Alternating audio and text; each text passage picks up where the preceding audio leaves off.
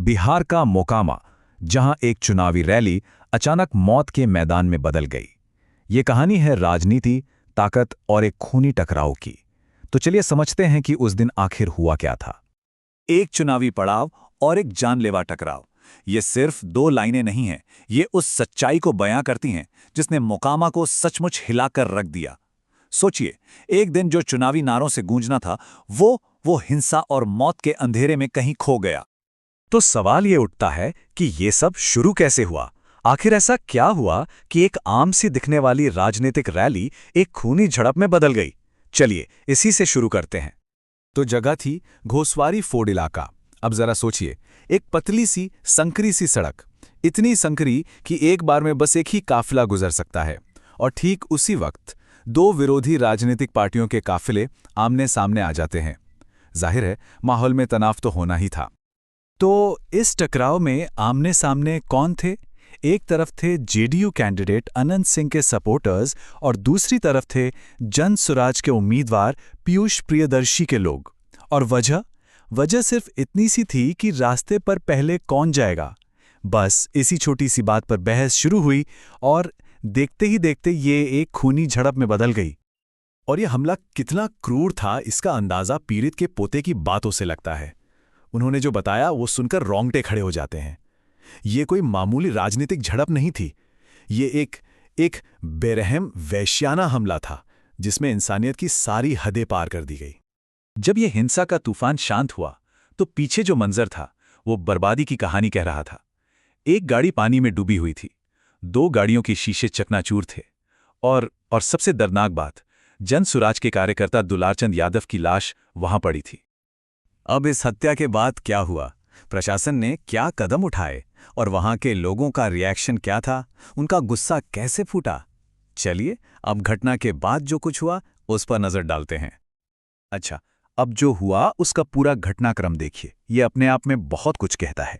गुरुवार को दुलारचंद यादव की हत्या होती है और प्रशासन क्या कहता है? वो इसे संदिग्ध परिस्थितियों में मौत बताता है। लेकिन जैसे ही लोगों का गुस्सा भड़का, दबाव बढ़ा, तो शुक्रवार आते आते पुलिस ने अनंत सिंह समेत 4 लोगों पर बाकायदा हत्या का केस दर्ज कर लिया। मतलब साफ है, दबाव काम कर गया और आधिकारिक कहानी पूरी तरह बदल गई। और हां, एक और बात है जिस पर गौर करना जरूरी है।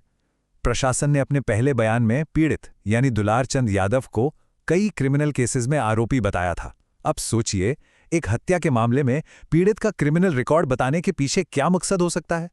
ये सवाल अपने आप में कई और सवाल खड़े करता है ना? खैर, प्रशासन के इस रवैये को देखकर वहां के लोग चुप नहीं बैठे। उनका गुस्सा सड़कों पर उतर आया। लोगों ने रोड ब्लॉक कर दिए, जमकर नारेबाजी की और इंसाफ की मांग की।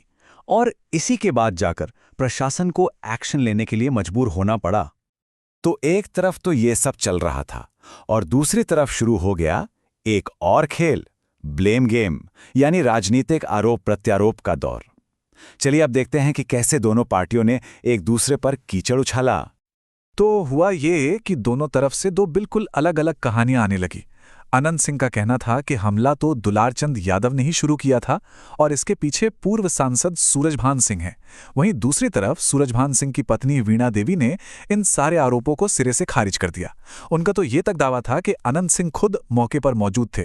अब इन इल्जामों की जंग में सच क्या है, ये कहीं खो सा गया। लेकिन देखिए, ये घटना सिर्फ एक लड़ाई या एक मर्डर का केस नहीं है। ये तो एक बहुत बड़ी और गहरी प्रॉब्लम की तरफ इशारा करती है। एक ऐसी समस्या जो इस इलाके की राजनीति की रग रग में बसी हुई है। और इस समस्या को कहते हैं बाहुबली पॉलिटिक्स। ये एक ऐसा पॉलिटिकल कल्चर है जहां चुनाव वोट से नहीं बल्कि बंदूक और बाहुबल के जोर पर जीते जाते हैं। सीधी सी बात है, यहां जिसके पास ताकत है, जिसके नाम का डर है, सत्ता उसी की होती है। सच तो यह है कि मोकामा में जो हुआ वो कोई पहला या अकेला मामला नहीं है। ये तो उस बाहुबली राजनीति नाम की बीमारी का सिर्फ एक लक्षण है।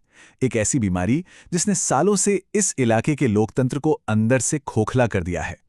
और ये पूरी कहानी हमें एक बहुत बड़े सवाल के साथ छोड़ जाती है कि जब चुनाव जंग के मैदान बन जाएं और सारे फैसले ताकत के दम पर होने लगें, तो फिर लोकतंत्र की सबसे जरूरी आवाज यानी एक आम वोटर की आवाज का क्या होता है?